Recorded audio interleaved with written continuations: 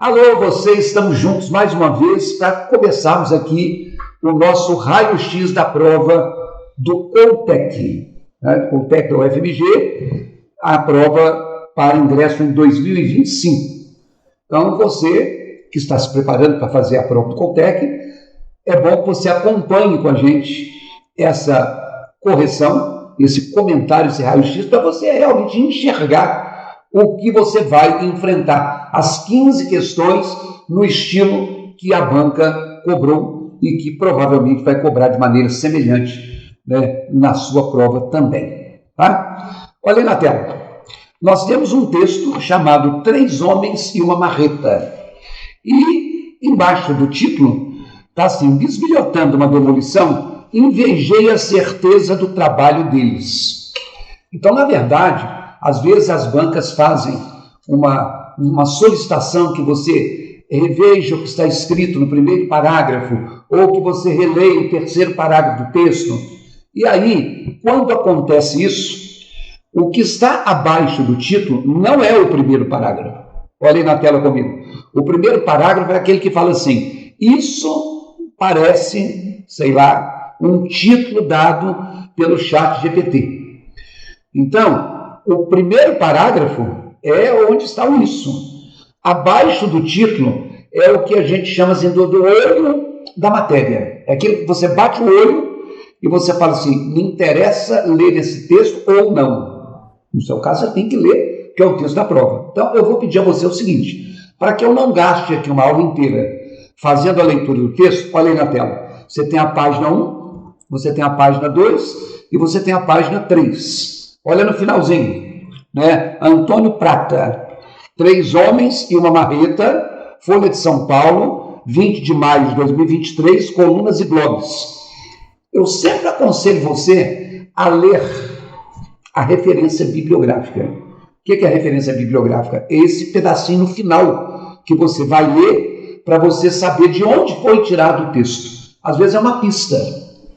Tá? Se você sabe que ele foi tirado de um site da internet, ou se você sabe que ele foi tirado de um livro didático, ou se você sabe que ele foi tirado de um jornal, isso faz diferença no tipo do texto. Tá? Então, eu quero que você pegue essa tela, você está fazendo na tela, tá? Então, põe aí na página inicial. Isso, amplie a tela aí para mim.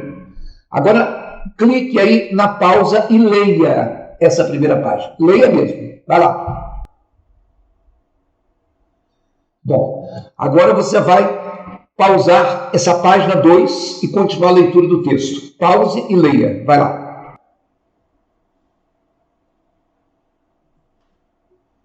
E agora você vai terminar pausando a terceira tela para você ficar por dentro do texto. Em seguida nós vamos comentar. Pause e leia. Muito bem. Se você atendeu ao meu apelo, você está no caminho certo. Você está aqui simulando o que você faria se fosse a sua prova. Então, se você não fez isso, volte o vídeo, faça as pausas para você acompanhar a prova. Vamos lá? Olha a primeira questão na sua tela. 3 Homens e uma Marreta, de Antônio Prata, pode ser entendido como um exemplar do gênero crônica, ou seja, um texto curto, situado entre o literário e o jornalístico, que se vale de uma linguagem menos rígida para refletir sobre episódios cotidianos. No caso do texto em questão, a obra de demolição da vizinhança serve como ponto de partida para que o cronista comparativamente... E aí você vai ter 4 opções. Qual é o objetivo quando ele apresenta como ponto de partida essa obra de demolição da vizinhança? É com que objetivo? De novo, você vai pausar a tela, vai arriscar em A, B, C ou D, e só depois de você falar assim: eu acho que a resposta é essa. Aí você aperta o play, que eu quero comentar umas coisas com você. Vai lá. Muito bem, gente. Uma das coisas que existem nos editais de prova é sobre a tipologia em gêneros textuais. E você está vendo aí que eles afirmaram na introdução que é um exemplar do gênero crônica. E eles mesmos definiram que a crônica é um texto curto, que a crônica está entre o literário e o jornalístico. Eu pedi que você visse comigo que esse texto foi tirado do jornal Folha de São Paulo. Mas ele é uma crônica, a palavra crônica vem do grego kronos, que significa tempo. Cronologia, tem a ver com tempo. Olha aí na tela comigo, olha no finalzinho. A obra de demolição serve como ponto de partida. Aliás, vale-se de uma linguagem menos rígida, quer dizer, uma linguagem não muito formal, para refletir sobre episódios cotidianos. O que é o cotidiano? É o dia a dia. Então, quando a gente fala de cronos como tempo, toda a crônica tem como tema algo do dia a dia. O cronista é aquele sujeito que sai de casa e ele vê um atropelamento, ele vai falar sobre atropelamento. Ou ele entra no supermercado e na fila acontece uma confusão e ali naquela confusão ele vai fazer um comentário. Então, quando a gente tem uma crônica, ela sempre passa, olha aí na tela de novo, episódios cotidianos. Isso quer dizer o seguinte: uma crônica, ela faz parte, ela é uma espécie do tipo narrativo. Um episódio é um caso, é um fato, é um acontecimento. Então, todas as vezes que você tiver um texto crônica, ele vai ser uma historinha, mas não interessa aquela historinha como princípio, meio e fim. Não é a história, olha na tela, a demolição com a vizinhança serve como ponto de partida. A narração é apenas um pretexto. Sabe o que é um pretexto? Fulano arranjou um pretexto para justificar a ausência dele, uma desculpa. Então, é assim, para falar de um assunto do cotidiano, por exemplo, de violência, por exemplo, de sexualidade, por exemplo, de religião, por exemplo, de política, o cronista pega um fato qualquer, corriqueiro, do dia a dia, e ali naquilo ali ele vai comentando e vai fazendo uma reflexão. Então, olha aí comigo na tela de novo. O texto, ele começa narrativo, mas ele termina com o tom dissertativo. O que é um tom dissertativo? É um tom em que ele vai mostrar o seu ponto de vista. E aí você olhando as opções, a letra A fala que ele usa essa questão da demolição da vizinhança para que se concluísse que os pedreiros deveriam ser mais valorizados. Tipo assim, pedreiro faz uma demolição. Então eu conto a história da demolição para poder reivindicar uma maior valorização para os pedreiros. A letra B fala para que ele ficasse obcecado por construção civil e esquecesse o seu ofício. O cara que escreve um texto é um escritor. Será que ele falou de demolição de obra para falar assim, eu vou falar de demolição de obra porque eu vou esquecer a minha profissão e vou passar a ser pedreiro? A letra C, ela fala para que ele invejasse os serviços operários e quisesse mudar de profissão. E aí eu quero chamar a atenção de vocês, porque esse texto não vai cair mais, para um critério, para uma coisa de interpretação de texto muito importante. Olha só, a letra B, vejam comigo, fala de ele esquecer o seu ofício. A letra C fala de querer mudar de profissão. Esquecer o meu ofício é deixar de fazer o que eu faço, larga para lá. Mudar de profissão é também largar para lá o que eu faço. Então vejam comigo mais uma vez. A letra B e a letra C, elas são equivalentes. E todas as vezes que você tiver numa questão de múltipla escolha duas afirmativas equivalentes, uma anula a possibilidade de a outra ser a resposta. Se eu vou marcar a letra C vai ficar triste comigo. Ou se eu vou marcar a letra C, eu estou desrespeitando a letra D, B de bola. Então, não é nem B nem C. A letra D de dado, vejam só, fala que ele pensasse em suas próprias dificuldades na criação textual. Não está falando que ele vai abandonar. E aí, meu amigo, eu quero que você volte ao texto comigo. Olha na tela. Isso parece, sei lá, um título troncho dado pelo chat GPT para uma comédia de sessão da tarde. Quer dizer, ele colocou um título, 3 homens e uma marreta, e ele falou assim, isso parece um título. Você vê que o cara está escrevendo e dentro da escrita dele, ele faz uma reflexão sobre o título que ele usou. Então, quer dizer, todas as vezes que alguém, isso vale para esse texto e para qualquer outro, todas as vezes que alguém, quando está escrevendo, faz uma consideração sobre a própria escrita, ou quando alguém faz uma poesia e ele reflete sobre a arte de fazer poesia, ou quando alguém faz uma música e a música fala sobre fazer música, vamos lá na tela? Isso tem um nome. Isso é um processo que tem a ver com uma das funções da linguagem, que é outra coisa que tem aí no seu edital. Isso aqui é o que a gente chama de metalinguagem. Então, todas as vezes que você estiver lendo um texto e o escritor, o locutor, aquele que está escrevendo, falar sobre texto, ele está fazendo o que a gente chama de metalinguagem. Então, esse é um texto metalinguístico, ok? Vamos lá na tela de novo. O que eu queria dizer, último parágrafo, o que eu queria dizer para a crônica, ou ela já foi cancelada em nome, aliás, o que eu queria dizer é que às vezes eu não queria dizer nada. Queria pegar uma marreta ou um martelete e sair quebrando tudo, até que houvesse um papel sulfite de 2.000 metros quadrados. Outro que decida o que erguer ali. Então, ele está usando as imagens de uma construção. Eu queria dizer que às vezes eu não quero dizer nada. Ele continua fazendo reflexão sobre o ato dele de escrever. Eu queria pegar uma marreta e eu queria quebrar tudo que houvesse no papel. Não quer dizer com isso que ele está querendo mudar de profissão. Ele está dizendo que, da mesma forma que um pedreiro, ele pega uma marreta para destruir o que existe, para ali se construir uma outra coisa, ele, como escritor, às vezes precisaria destruir algo para construir outra coisa, ou que outros construíssem. Porque às vezes o pedreiro que vai demolir não é o mesmo que vai construir.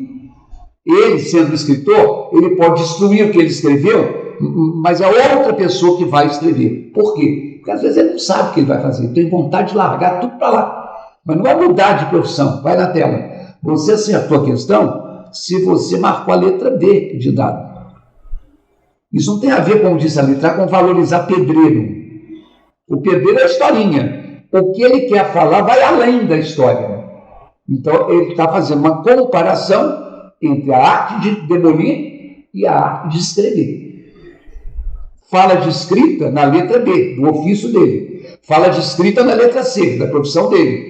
E fala de escrita na letra D, na criação textual. Só que como eu tirei a letra B e a letra C, a resposta é a letra D de dado. Espero que você tenha acertado, mesmo sem ter feito todo esse raciocínio. Eu só aproveitei a questão para levantar de novo com você algum dos conteúdos importantes aí do seu conteúdo, da sua matéria. Olha na tela a questão 2, vamos lá. A questão 2 diz assim: nas alternativas abaixo foram retirados fragmentos da crônica 3 Homens e uma Marreta. E neles, algumas palavras e expressões foram substituídas por pronomes. Então, quer dizer, aqui já entra uma questão de ordem gramatical. Assinale a opção em que essa substituição provoca um desvio da norma padrão do português. Essa é uma questão de gramática. É uma questão que se pegam frases do texto e se troca um determinado termo por um pronome. Tenta aí, ou de ouvido, ou de conhecimento prévio, ou por eliminação, acertar a questão 2. Pause, resolva e depois volte comigo. Vai lá. Vamos lá então, gente. A letra A diz assim, põe na tela. Encontrar o buffet vizinho metamorfoseado numa monstruosa demolição. Então, eles pegaram o buffet vizinho e trocaram pelo pronome lo. Observem que o termo que foi destacado na letra A, olha aí comigo, ele começa com o artigo o. Não é do buffet, não é no buffet, não é com o buffet. Então, se o termo não tem uma preposição, vamos anotar, ele é um objeto direto, ok? O pronome lo também é. Então, todo pronome lo, lá, los e las vai funcionar como objeto direto. Encontrar a moeda, encontrá-la. Escrever o texto, escrevê-lo. Colorir o desenho, colori-lo.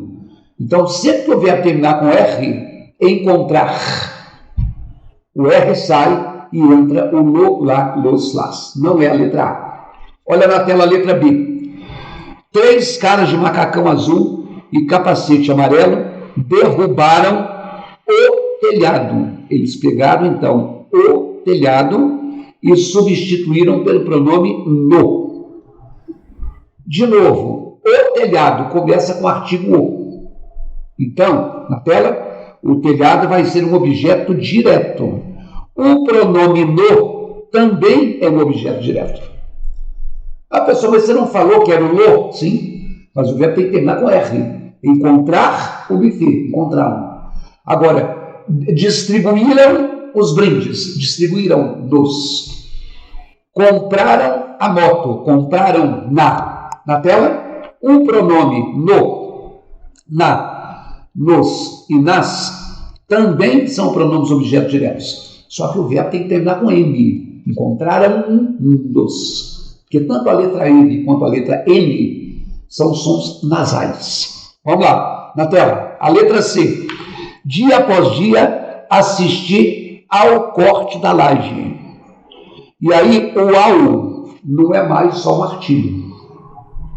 Se fosse o corte, seria um artigo, mas é o ao. Então, está preposicionado. Na tela, isso significa que nós temos aqui um objeto indireto, que foi substituído pelo pronome o. Você acertou a questão se você marcou a letra C. Porque o pronome o, comprei o carro, comprei-o. Encontrei as amigas, encontrei-as. É um objeto direto. Vou anotar aqui, ó. O pronome o é também um objeto direto. O objeto indireto, por exemplo, entreguei ao porteiro a chave. Ou eu falo entreguei a ele ou entreguei-lhe. O a de a ele é uma preposição, entreguei a alguém.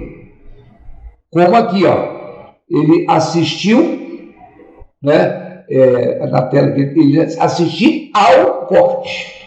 Então, teria que se assistir a ele. Tá certo? Então, a resposta é a letra C.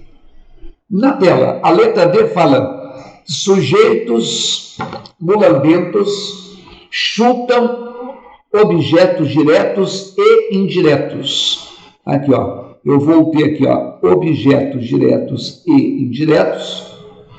Começa com a palavra objetos, não tem uma preposição. E aí foi substituído, olha o pronome aí na tela, pelo pronome nos. Que eu já falei, ó, que é um objeto direto de um verbo que termina em M. Chutam nos. Compram na.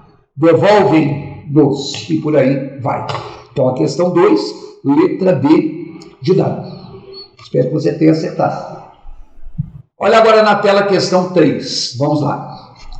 Os adjetivos, como uma classe gramatical de amplo uso em língua portuguesa, podem assumir diversos graus de importância nos contextos em que são utilizados. Então, é uma questão que vai falar sobre adjetivo. Então, é a parte da gramática que a gente chama de morfologia, que estuda as classes gramaticais. Por vezes, além de simplesmente caracterizarem um ser, então, o adjetivo é uma característica.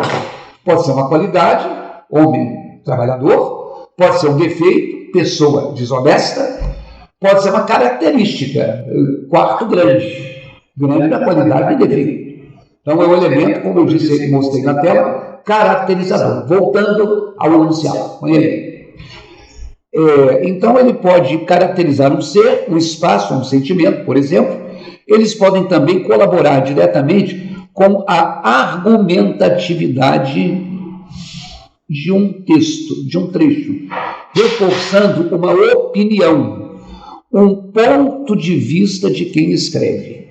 Então, por exemplo, se eu falo de um fato que eu não apoio, eu falo assim: foi absurda a decisão do juiz. A palavra absurda mostra um juízo de valor meu, um pensamento meu. Tem gente que fala assim: não, achei que o juiz agiu corretamente. O que é absurdo para mim pode não ser para você. Ou então, por exemplo, assim: foi excelente a apresentação do balé. Excelente no meu ponto de vista. Tem gente que fala assim: eu achei uma porcaria. Então, o adjetivo pode indicar marca de subjetividade. Põe na tela.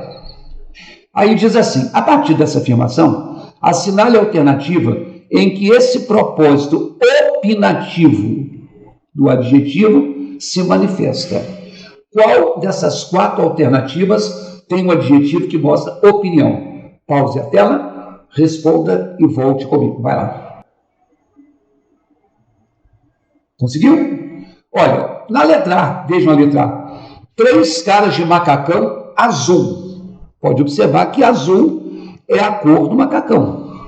E capacete amarelo. Amarelo é a cor do capacete. Isso não é opinião. Eu olho e falo assim: que cor é aquela garrafa? Azul. De que cor é aquela parede? Amarela. Não é opinião, é fato. Letra B. Iam recortando em volta com esmero até tirar janelas e portas intactas. Intactas caracteriza portas. O que é uma coisa intacta? É uma coisa que não foi mexida. Então, o intacto ali está inteiro. Olha, o copo que caiu no chão, mas saiu sem um arranhão, intacto. É fato, não é opinião. Olha a letra C. Não um rastro de sangue na parede, mas um cogumelo atômico de poeira. Essa eu fiquei na dúvida. Eu sei que esse senhor do 7º andar é um privilegiado, é o senhor, que trabalha com o que gosta. Então, assim, se você marcou a letra C ou a letra D, eu não acho que você fez feio. Mas você acertou se você marcou a letra D. Porque o problema da letra C é que ela está no sentido figurado. Um cogumelo atômico. Na verdade, quando você pensa na imagem, não sei se você já viu na internet, depois você procure, a bomba atômica tem aquele desenho assim, dá aquela explosão e em cima abre como se fosse um cogumelo. Então ele criou uma imagem que ele associou a um cogumelo atômico, pela semelhança, não é porque ele acha. Agora, quando eu falo que o senhor ele é um privilegiado porque ele trabalha com o que ele gosta, eu estou julgando isso aí. De repente você pode ver uma pessoa trabalhando e falar: olha, esse cara é feliz na profissão dele. Ele é privilegiado por isso. Será? Será que quem está naquela profissão fala assim: poxa, eu estou sendo injustiçado? Ele está achando que, por exemplo, o pedreiro é privilegiado. Ele que é escritor, não. Será que o pedreiro não pensa o contrário? Poxa, eu trabalho no serviço pesado, no sol, fazendo esforço. Ele trabalha na casinha dele, no ar-condicionado. Então, na verdade, considerar algo como um privilégio, o que você acha? Olha, aquele cara é bem sucedido, é um privilegiado. Você está julgando. Você não sabe se é de fato. Então, você acertou se você marcou a letra D de dado. Então, vamos fazer uma pausa, porque nós já fizemos uma aula extensa e eu vou tentar combinar com vocês fazer de 3 em 3 questões, tá bom? Quando você puder, estiver disposto, vamos para o segundo bloco. Até lá.